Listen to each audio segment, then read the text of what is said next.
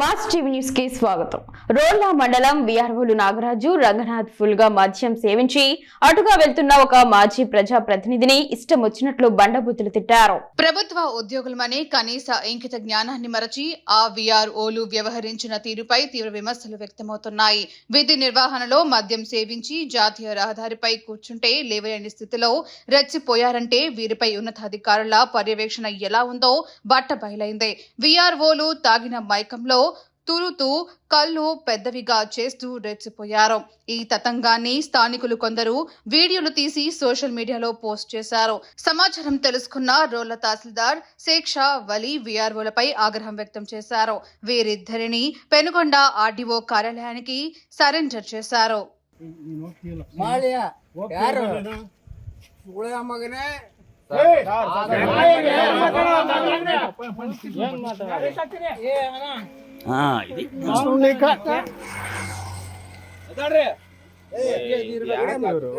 బాగుండాలి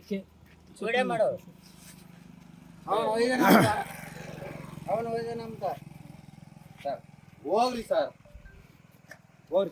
ಸುದ್ದಿ ಏನೋ ನಾ ಮಾತಾಡಿದ್ವಿ ಬುದ್ಧಿ ಇಲ್ಲ ಸುದ್ದಿ ಏನೋ ಮಾತಾಡಿದ್ದೆ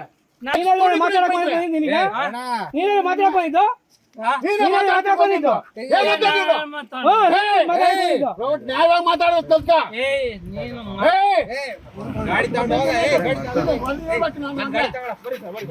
ಕುಡಿದು ಬಿಟ್ಟು ಎರಿ ಬಿರಿ ಮಾತಾಡಕ್ ನಿಂತಿದ್ಯಾ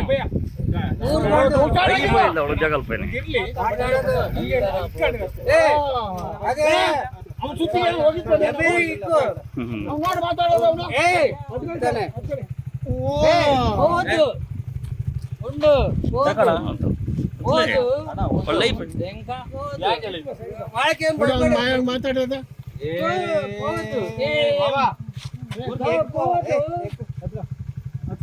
ಅದು ವಿಡಿಯೋ ಮಾಡಿ ಇಕ್ಕಿರಿ ಎಮ್ಮೆಲ್ಲೆಗೆ ಇಕ್ತಾರೆ